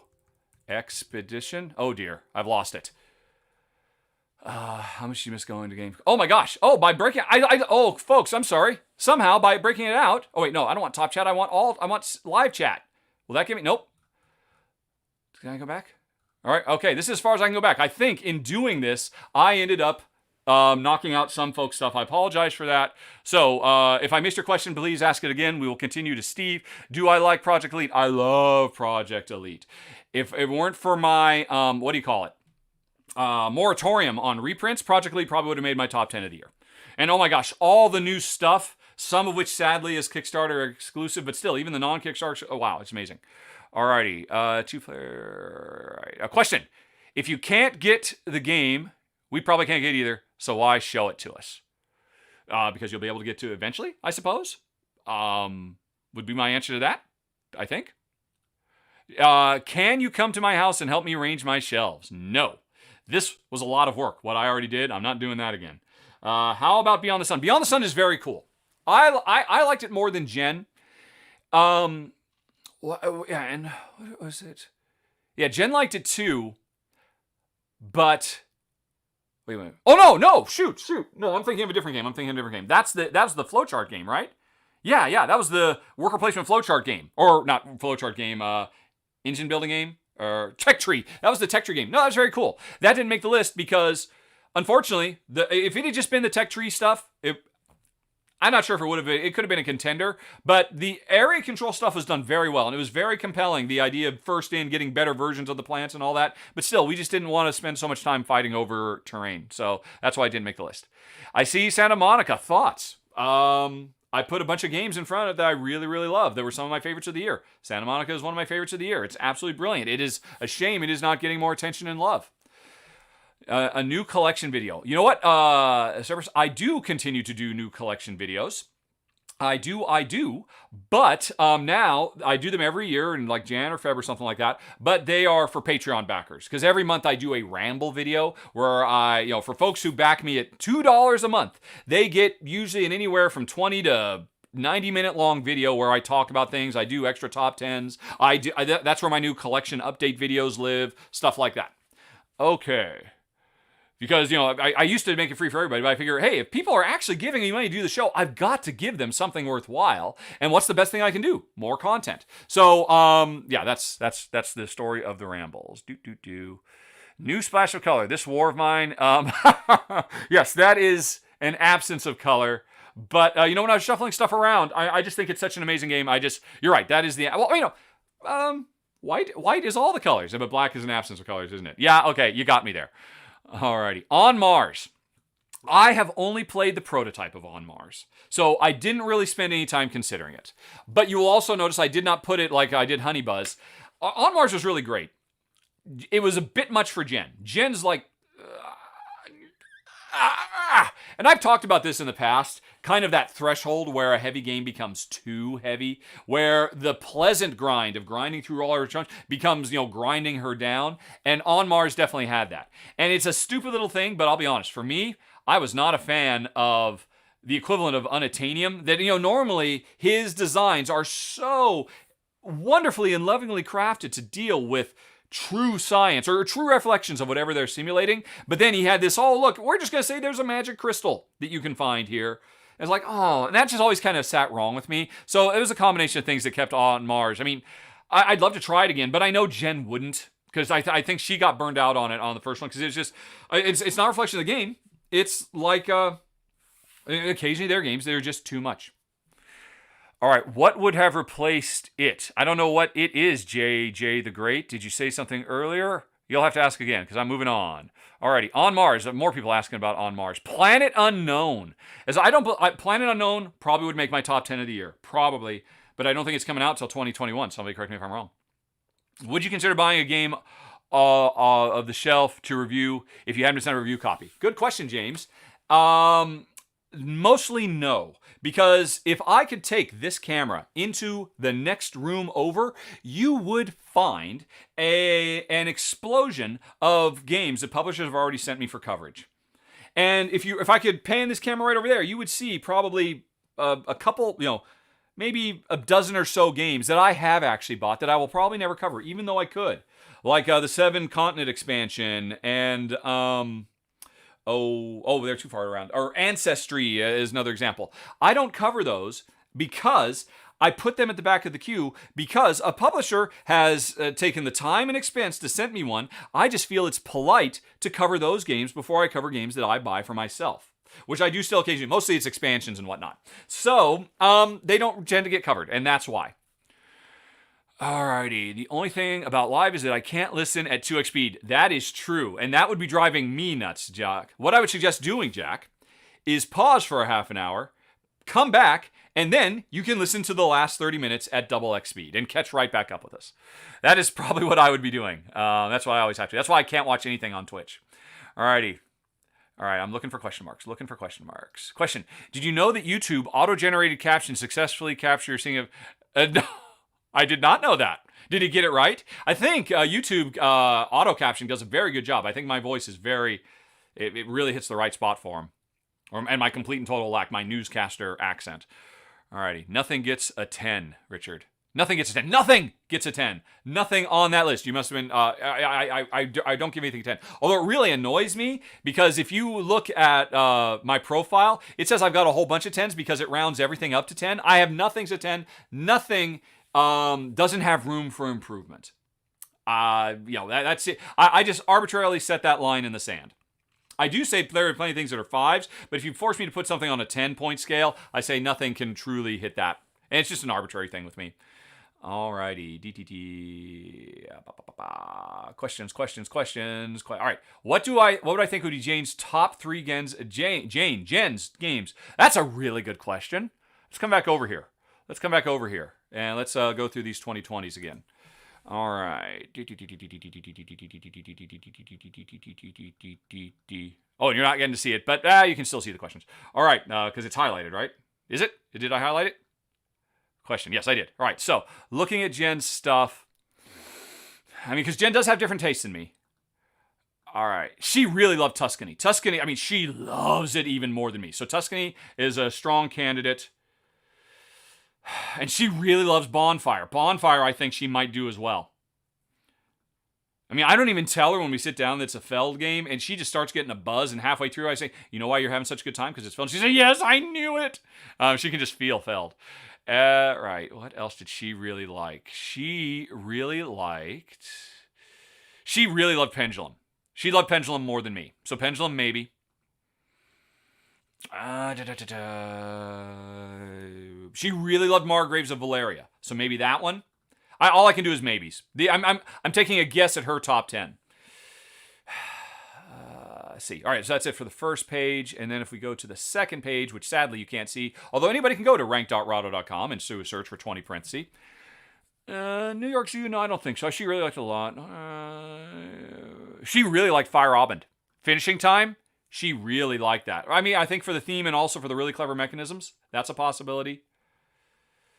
And we're getting there. I think we're getting towards the end of the... Yeah, now we're getting to stuff I haven't played. So some combination of those things I think would be her top however many things I just listed for you. Good question, though. Alrighty. What was my favorite solo game of 2020? I'm not a solo gamer. I cover them occasionally. But what would be... Let's see. Well, let me just... what would be my... Of the games I played, what do I think... Of all those games, what would I want to play solo the most? Oh, Pandoria Merchants. Pandoria Merchants has a very cool solo mode that kind of adds this like extra layer of puzzleness that makes the game even richer and heavier. So, off the top of my head, probably Pandoria Merchants. Although, man, the everything I said about No. I'm going to go with Pandoria Merchants for now, anyway. All right, moving right along. Praga is kind of punishing. Yes, we love punishing. Go and search for Rahdo Top 10 Masochistic. And I talk all about how Jen and I really like. Although, I've recently discovered this year, it's mostly me that really likes. Jen appreciates them, but I love them. And she kind of goes along with it. Did I like Escape Plan? No. Yes, no. Escape Plan. Oh, wait, oh no. I was thinking of Floor Plan, because I talked about that earlier. Escape Plan, I thought was pretty cool. It was certainly lighter. What was it? It was a really weird time. I did not really get a good amount of time with Escape Plan because that was when we were in the process of moving from Malta to where we are now, and we were temporarily living in my mom's house trying to find renters for her and also try to get her entire life in order. So we were both under a ton of stress at that point in our life, maybe one of the most stressful times we've ever had in our lives. And then, Escape Plan came. And Jen's like, yeah, I do not want to play as a bunch of criminals. She's just not interested in that at all. And I'm like, oh... And we didn't really have a good place to play it. And I don't know. I can't speak to Escape Plan. It was in the wrong place at the wrong time. So that's a tough one for me to answer. Oh, dang you. Why did you jump? Did you see that, folks? You see how it jumped for no reason? All right. But unfortunately, I had that highlight, so I go back and find where I was. Does he want to go 3 hours today? I don't know about that. Question. How often do you read a rule... How often have you read a rule set and then been kind of uninterested and then see it played and all clicked? Your play of Seed of Sada took me from meh. No, that doesn't happen very often. It does, but not very often. I mean, I read so many rules. I probably read at the minimum, a half a dozen rule books every week.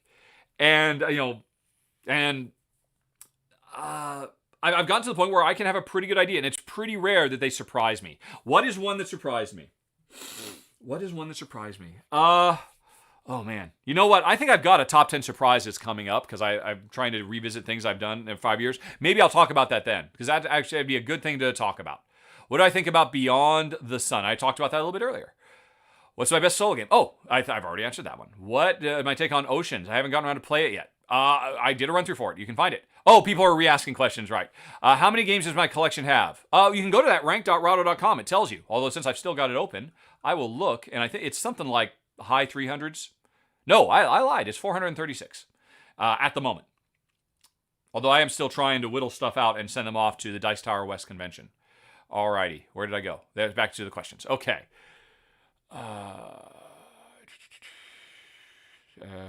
Did I try Paleo? Yes, and I did a run through for Paleo. I think it's great. I think they really dropped the ball on the 2-player version. Although, actually, I saw the designer of Paleo talking somewhere, like on a designer diary, that he saw what I said, which was, I wish he had done a little bit more for the 2-player, and he felt, no, I didn't want to do that. I think 2-player is the best way to play it, because the real decision is not in, after all the cards are revealed, what you do with them and how you resolve them. The real decision is when they're all face down, and that is a more compelling decision in 2-player, because a lot more is riding on it. Or he didn't say that, but that was kind of the message I took, and I understand that.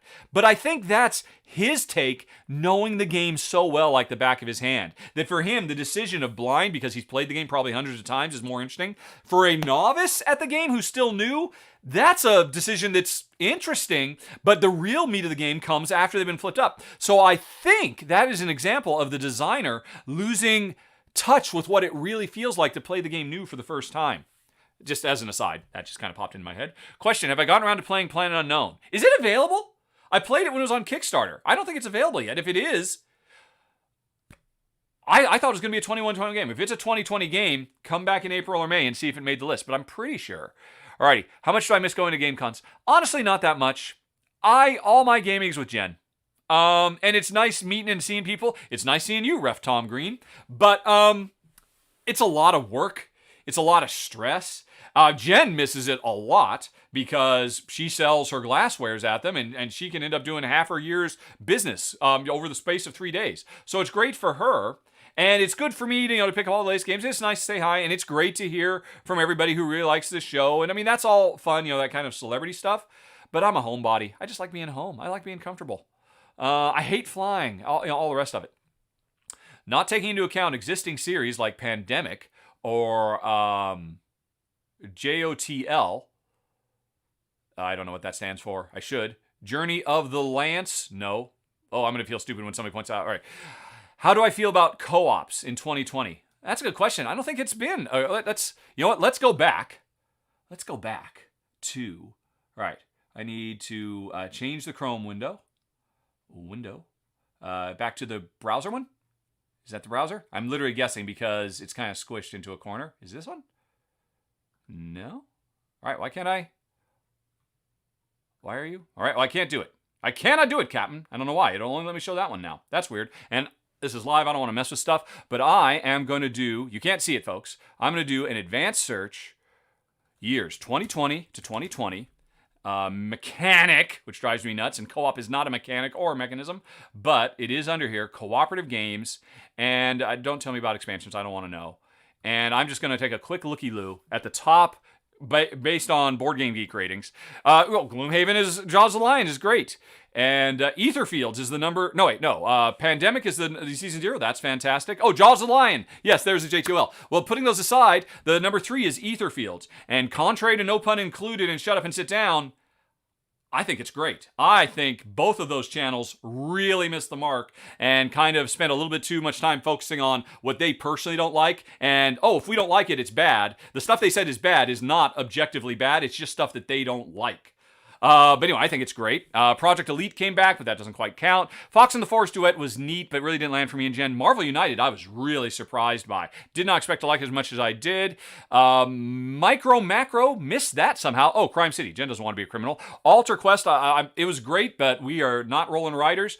Roll to Resolvers, Paleo, already talked about that. Back to the Future, Back in Time was okay, but really the other Back to the Future, Dice Through Time, was much better. It was definitely the superior game. Planet Apocalypse, I don't know anything about that. Aeon's End Outcast, Aeon's End, always one of the best. Pandemic Hot Zone, that was nice, that was fun. 5 Minute Mystery, didn't try that. Mysterium Park is excellent. But yeah. Again, Kingdom Rush, I'm just kind of skipping ahead now. Tranquility is a neat little game that unfortunately nobody knows. I was really impressed by Wonder Woman too. There's Dice Through Time. Yeah, I'm going to say it's not the best year for co-ops, to answer your question. And then I'm going to come back to the wordy words. There we go. Do I have any interest in the revamped Myth game that the new? No.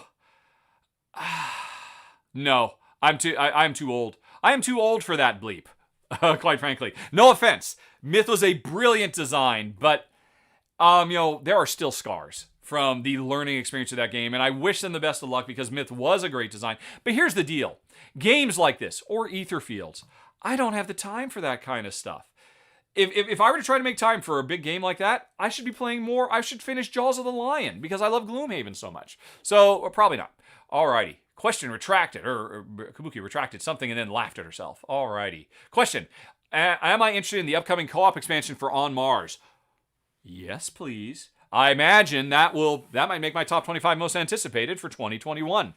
Although, I'll be honest, the co-op variant for CO2 was very good, but Jen hated it because it was very much the, hey, let's just put you at the deep end of the pool, start you out drowning, and it just gets worse. And it didn't really have that kind of variable tension that I love in a cooperative game, like, say, Pandemic, where things are going great. Oh no, now things are terrible. Now that we've fixed it and we're going great again, oh my gosh, now it's even worse. CO2 is just nonstop, we will destroy you, like Ghost Stories. So I would worry that would be his approach on Mars as well. Alrighty. DTT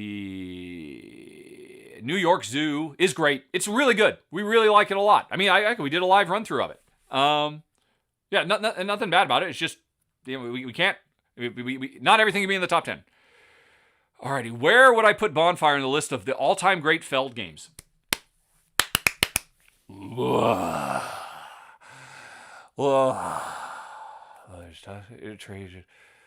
think it would make the 10. I think I would put it above. I would have to look to see what the ranking is. I would probably put it above Luna and Aquasphere, and probably still below Macau. But I haven't played Macau in years.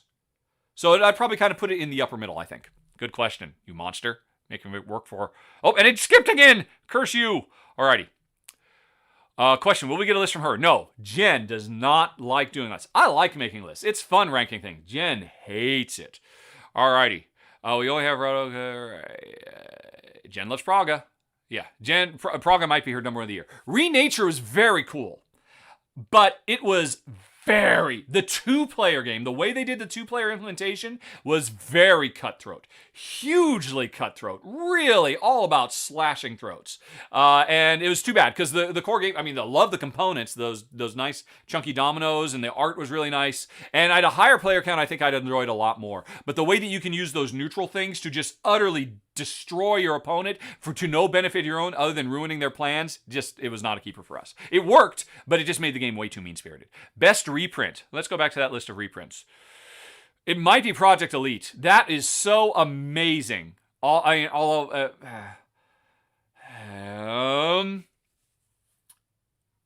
it's a dumb little thing, but I'm so happy with On Tour being in a proper size box now. Honestly, it might be On Tour. That's a tough one. I don't have a copy of Kanban EV, so I don't know anything about it. They haven't sent me one. I've got Rococo, haven't got a chance to play it yet. Seven Wonders 2nd Edition is worst because they cut the two-player variant, so it is the worst reprint of one of the best games of all time. Alrighty. Thoughts on Escape Plan? Talked about that a little bit ago in a kind of...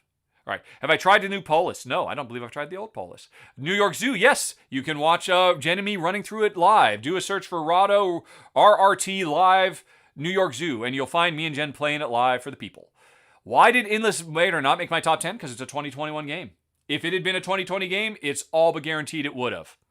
Because it is better than, we had this trilogy of, the trinity of worker placement deck builders, it and Dune and my number 10, which was Lost Arnak. It was our favorite of the three. I'm not sure if it's better than Dune, because Dune is so good. But it doesn't matter because it didn't come out. It'll come out next year, and it'll probably... I'm calling it now. It'll probably be in my top 10 of 2021. Planet Unknown is coming out in March 2021. There you go. It will probably... I would be shocked if it doesn't make my best of 2021. What are the best TV movies I've watched this year? Well, that's not about games, Kabuki Kid. And that's a tough one. That is a tough one. Let's see. Do I have an easy way to get a list of 20? All right, I'm just doing a Google search for new TV 2021, and I will. All right. Oh no, wait, does that right? New TV in year 2021. New TV. Come on, Google, do one of those little ribbons. Yes, it did one. Okay, so Okay, none of those came out in 2021. Oh, those are upcoming. Oh no, I don't want 2021. I want 20. That's why I wasn't finding it. Okay, the Google thing wants to talk about. Oh, Your Honor is very good. And The Flight Attendant, which we're watching both of those because we had to get HBO Max for Wonder Woman, which we'll be watching later today, as a double feature with Soul. But those are both very good, but they're not top 10s. Let's see, moving right along with this. All right, that's a whole bunch of shows I don't care about. This is not working out very well at all. Wow. Yeah, these are a bunch of shows I do not... Come on! All right, that was a terrible... All right, the most popular shows. Here we go. According to Google, the most popular new shows in 2020. Which ones have I loved? I mean, Flight Attendant is excellent. The Undoing was pretty good. Mandalorian, sorry folks. The Mandalorian is a great production servicing a video game script. All my complaints about... things are going to blow up. I mean, Mandalorian is very, very good. Its production is amazing. It's in service of a plot I would expect in a video game. The same way Rise of Skywalker was. Alrighty. And that doesn't make it bad. It's just that it makes it not amazing. The Expanse. I just finished episode 4 last night. I'm amazing. Your Honor is good. I really want to try A Teacher. Let's see. Raised by Wolves. I was not that impressed by it. It was good, but eh. Oh, Star Trek Discovery is great. Oh man, just watched this week's Star Trek Discovery, and I literally at one point almost jumped off the couch. I was laying back on the couch and I went, woo, and it was so good. Although, easily one of the top 10 of the year has to be Star Trek Lower Decks. Alrighty. Lovecraft Country, excellent. Speaking of which, Watchmen was this year, right? Away was great. Jen and I both loved Away. I know some people complain that, there's some verisimilitude issues, but we didn't care. It was great. Really wonderful. Picard was really good. And okay, that's all. Oh, and honestly, we really liked Space Force. My mom and I watched it. Jen refused. It's had a rocky start, but I thought there were some really great moments in it. And this is nowhere near close to, a complete list. I'm missing a million things, but I would have to really think long and hard because I watch a lot of TV. Hamburg and or Amsterdam deserve top 20. Amsterdam is a remake of Macau. Macau is in my top. Hamburg was not, which is a remake of Bruges. But Hamburg is so much better than Bruges. So, do you mean top 20 of Felds? Yes, of course. Can we have a link to Jen's shop? Jen's shop is etsy.com/shop/JenniferHamGlass, I believe. Let's double check that. etsy.com/shop/JenniferHamGlass. And it's probably a little late for Christmas shopping, but if birthdays are coming up, you never know. What would I consider the top Euros of 2020? Well, that's easy for you to find because just go back to rank.rahdo.com. Do a search for 2020 parenthesis, and you'll see how I've ranked everything, and just keep going and finding the Euros, and you'll see how they're ranked. How do I feel about Tuscany? I talked about that earlier. I also talked about it in my final thoughts when I covered it. Which out-of-print games do I want to see come back the most? Shadows over... it's right... I put it up. Welcome to Walnut Grove. Right there. That so deserves to come back. It is ridiculous that it has not come back. Right. More question about Tuscany. Answer the same. I tried Tuscany with a bot and 2-player. No, I never did. In theory, that would resolve it. And if I recall correctly, Dave Turchy did post online that, yeah, it should work fine. Not good enough for me. I want official confirmation that, yes, this is now an officially sanctioned way. We at Board and Dice and designer Dave Turchy and Tuscany, right? Yeah, Tuscany, we officially make this a way to play this 2-player if you want. If they do that, maybe I'll go back and give it a try. What are my thoughts of Onahami? I don't know it. Do I feel game production franchise has managed this COVID pandemic? Do you feel the game production franchise? How do you feel the game production franchise? What is the franchise of game production? I don't know. Honestly, Monica, I don't really know much about the behind-the-scenes making of, and we just jumped ahead again. Go back. All right, so I don't have a good answer for that. Has it been done before? Co-op roll and write. I feel like it has. And if it hasn't, it should, and because that's ridiculous that it hasn't. But I feel like it has, and I just can't think of it, because my brain isn't good at just pulling information up like that. What is the best rulebook ever written in your opinion? Something you said, all right, It's probably not, but my go-to answer for this, it was a prototype I covered earlier, Shogun no Katana, because it's not perfect, but it did a brilliant job of wending the thematic trappings of the thing they're simulating into the rule book. And I loved reading along the rule book, and they would say, oh, and by the way, here's how it worked in history, and this is why it's the way it is in the game. And then other times, hey, this is the real way it worked in history, but we had to change it to make it work within our mechanisms. I love that. I'm not saying it's the best, but it's probably one of the most impressive rule books I've ever seen for that particular reason. What do I think of the deluxe components for Dune Imperium? If you like miniatures, they're fine. I don't really like miniatures. I don't like looking at a table full of gray. That's just kind of blah and depressing, and I'm never going to paint them, so I don't care. If they come washed, well, that's another story. Right. What about Gloomhaven, Jaws of the Lion, Tekenu, the crew? I've talked about Tekenu, Gloomhaven, Jaws of the Lion. I mentioned right at the beginning. You can go back to the start. And the crew, I'm sorry, that's a 2019 game. I considered it for 2019. It didn't make my top 10 of 2019. It's a 2019 game. I played it in 2019. Dice Tower reviewed it in 2019. It's a 2019 game. And it's ridiculous that it's showing up on all these, because putting it on Best of the Year 2020, what that's saying is, you know what? Germany doesn't count. And I'm sorry, Germany counts. Korea counts. Taiwan, Japan, France, South America, all of these places where just because a game doesn't have to come out in America for it to be considered that the year it launched. If it launched in other countries, those count. The Crew is a 2019 game, and it's hubris for mostly American reviewers to say, oh, it's a 2020 game, because that's when we got it. Not a fan. Alrighty, I guess Seven Wonders cut the two-player. That's the working assumption that they just want people to buy Duel, which is a shame, because, anyway. Top video game of 2020. That would be Pistol Whip. Alrighty.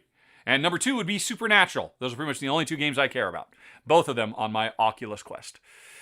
All right, I don't see a question mark. Question mark. Did I Chronicles of Crime? No. They offered to have me cover Chronicles of Crime, but I was talking about this earlier. Jen and I, as we move on, we find ourselves less and less entranced by solving mysteries. And I'm sure it's brilliantly done. The original Chronicles of Crime was, but I don't think we're as interested in it as we once were. I've got a couple of Detective and Pocket Detective. I've had those on my shelf. I need to play them. It's just like, I just don't know if we want to solve mysteries anymore. It's just not fun for us in the way maybe it used to be. All right, questions. You like the Dune game, but doesn't it have more conflict? No, that's the problem. I will never play that Dune game again. I respect the Dune game. I think it is easily, you could almost say objectively, one of the best design games of the year. But it's not a game for me and Jen. I am able, as a reviewer, to divorce what I personally enjoy versus the actual skill and craftsmanship that went into the design of a game. And that's why I say Dune is one of the best games of the year, even though you'd have to drag me to the table to play it. Okay, what's my way to go with learning rules for new board games? What's your average in hours before you feel comfortable explaining the game to Jen? Not very long. I get the rules out. The number one thing that's so important for me is, please, rulebook writers, start the rulebooks with telling me how to set up the game. Don't give me 5 pages telling me what I don't care about all the preamble. Just tell me how to set up the game. I set up the game, therefore I have touched everything. I know the names of things. I know where they go. I know what they're like. And then that, in my head, makes it much easier to read rules. And whenever I have to learn rules without having actually set up the game first, it is a real challenge for me. But anyway, if I can do that, usually I read the rules once, and then maybe skim it a second time, and then I sit Jen down and say, hey, we're playing, let's go. There was a show called Space Force, yes, on Netflix, starring Steve Carell. Not a lot. Most people hated it, but my mom and I, we both really liked it a lot. I thought it was really charming and did a lot of really cool things. And let's see, we just jumped up again. Annoying interface. Book recommendation for 2020. Shogun no Katana rulebook. Because I'm sorry, all I read is rulebooks. I don't have time to actually read real books with reading the half a dozen to a dozen game rulebooks every week. Favorite Warsh game? I really liked that Volcano one. I think that is probably his best design. Although, again, it's none of his, I think, the Mind is really cool too. But no, I really I thought that Volcano one was really neat. Although really, not at its best with 2. How I think you rate Ort Labora higher than Le Havre. I believe I do. But I found Ort Labora boring from the lack of feeding mechanism. Wouldn't you say Le Havre is more stressful? Oh my god, no. Le Havre is the antithesis of stressful. The reason I rate Le Havre so low is because as a 2-player game, it has one of the most broken rules in all of board gaming. Which is to say, here's the way you play Le Havre to get maximum score. Always ensure that when it comes time to feed your people, don't have food on hand and take loans. You're not winning that game if you don't have at least a half a dozen to 10 loans on hand at the end of the game, because no matter how many loans you take, you only have to pay 1 franc in interest. So take as much as you can and just go heavy into coke and steel, and then just pay them all off at the end when they cost nothing to pay off. And that is pretty much the only way to play that game, because it's fundamentally broken. No, not broken, but it is very easy to, exploit. So yeah, there is no pressure in Le Havre, unfortunately. Right. Would you like to play Marvel Champions if it was DC? That's a really good question, Darren McGulliff.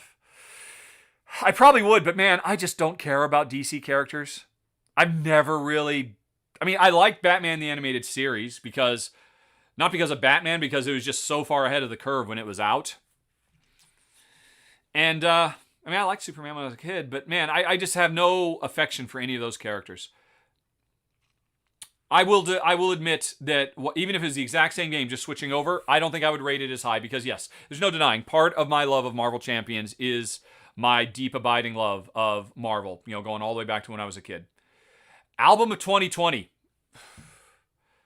I don't know. I rarely listen to music anymore, and whatever we do listen to is just whatever Pandora feeds to us randomly, so I couldn't tell you. A small 2-player card game by Stefan Bendorf. I don't know.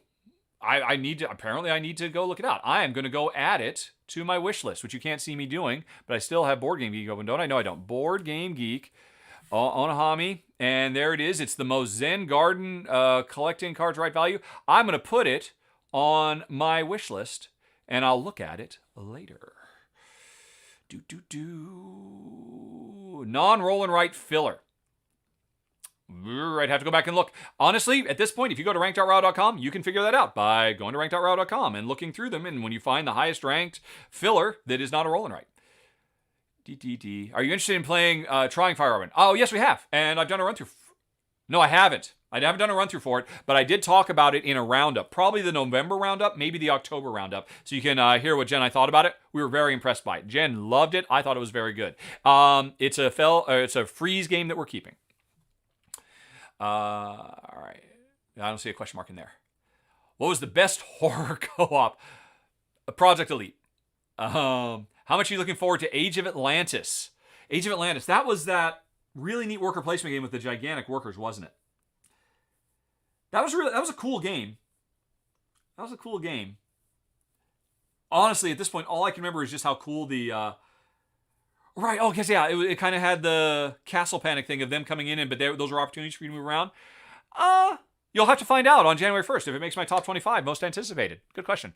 The Space Show with Hugh Laurie. I thought that was actually really nice, too. That was such a quirky show. What was it? It's not like Titanic, but it was something. It was the name of the ship he was on. That was a neat show. I liked it. All right. Do you enjoy... I mean, just because it had so many really funky, far-out sci-fi ideas. I didn't really like it so much for the comedy. I liked it for the sci-fi-ness of it. Do I enjoy playing... I have never played anything in Tabletop Simulator. Tabletop Simulator, I noticed, is on sale on Steam, so I'm thinking, okay, maybe I'll buy it, even though I don't want to, because I fundamentally do not support them. I support Tabletopia, because Tabletopia does it right and gets permission from publishers before it basically... because Tabletop Simulator is a board game piracy platform. So, yeah, I'm Tabletopia all the way. Do I like Naughty Dog games? I did back in the day when I liked video games, but I don't particularly anymore. And the last one I played was Uncharted 2. Which, by the way, if you go check out my top 10 video games, I did one of those once and nobody cared, but you can do a Google search and find it, and Uncharted 2 was in my top 10 video games of all time. Spoiler. What do I think of the new BGG website design? I love it. I think it's getting better all the time. I think people who complain just fundamentally cannot appreciate the fact that these changes are not for them. I think for the most part, most of the decisions made to make the game more user-friendly for new, more discoverable. I think all that stuff is great. I just can't wait for the subscription page. That's the most important page in all Board Game Geek to get fixed up. 2 questions on Wingspan. Which expansion would you recommend getting first? I talk about how I felt about Mariposa as a follow-up. You can find that in my run-through for Mariposas. I've only played one of the 2 expansions. I've got the other one. I'm hoping to play before the year's out, so I cannot answer. Ask me again in January. You can always ask questions at questions@rahdo.com, which will be in the podcast. What are the chickens back to Link? No. We're still at best getting like 3 or 4 a day. Jen is getting quite frustrated with those birds. What game from 2019 did I play most in 2020? Probably none, because I ain't got time to go back and play other games. I'm always playing the new stuff. Let's test that. Let's go look. I've still got ranked up. All right, I'll go back to ranked.rahdo.com, and now I'm going to search this list of games in my collection for... Right, Marvel Champions. Oh, it's easy. Marvel Champions. I've actually played that several times. Every time a new expansion comes out, and the Wasp is going to show up any day now. It's in the mail. I'm checking the... So, Marvel Champions. Easily peasily. All right. Could you... Yeah, of course. Seinfeld would be a great board game, I think. Roll and Write, Legacy, Story-driven. What's the next revolution? That would be... Oh, shoot. I can't think of it. Where is it? Oh, that's embarrassing. All right, hold on a second. I've been doing this too long. I should know this one. Oh, no, not 5. All right, hold on a second. I'm going to tell you. Although probably co-op. Since if nobody's done that, there needs to be more co-op. But really, the next roll and write of note for me is... Why couldn't I think of that? Adventure Inc., which is basically Gloomhaven the roll and write. That's it's subtitle Adventure Inc. 5 Factions of Filigree, and all I can think of is Filigree, but the real name is Adventure Inc. That's the one to watch for. IMO. All right, back to DTT. Worst game of the year 2020. All right, normally I don't like to go negative, but let's take a looky-loo. Let's go back to Advanced Search. No, and I'm sorry, I don't want to be negative. Because actually I do know, and I don't want to kick a game when it's down. So I'm not going to do that, because I like to be about positivity. It's a fair question, but I'm not going to call it out, because I just remembered what it was. Do you suspect my list will change drastically? 18 games. I would bet at least 2 of those games, of those 18, are going to push their way on. I couldn't tell you which, but I would say at least 2, but probably no more than 4 or 5. So that would be pretty drastic if that's the case. And hey, question. How do I feel about game books or choose your own adventures? I liked them when I was a kid. I want to play games with my wife. I'm really not into solo gaming. I do it because sometimes it's part of my job, but let's see. We really liked Legacy of Dragonhold is effectively a multiplayer choose your own adventure book, and we really liked it a lot. You can watch my run through where I talk about why. Did I like Forgotten Waters? Forgotten Waters, we thought it was fine, but not great. We played it this month. I'll be talking about it in my monthly roundup. All right. And folks, oh my gosh, you're too slow. I've caught up with you, which is my cue to skidoo, everybody. What are we at? It's almost 1 o'clock. And I mean, boy, you must still be here because you're still asking questions. Let's just take a quick look. Yep. Oh, I've dropped down to 300 or so, folks. Folks, thanks very much for showing up. I would have to say this was a success. And based on this success, next week, I think it's a week from today, or is it a week from tomorrow? January 1st, I'll be doing another live countdown. It'll be my top 25 games most anticipated for the year 2021. And we'll do this again. So hopefully I'll see some of you then. And otherwise, I am going to bid you adieu. Let's just take one last look to see if there's anything. There's a bunch more stuff. But you've got more questions, and I'm sorry. Save them for next week if you come back for that live one, because I am out of here. Thanks for watching, everybody. Talk to you later. So long. Bye-bye.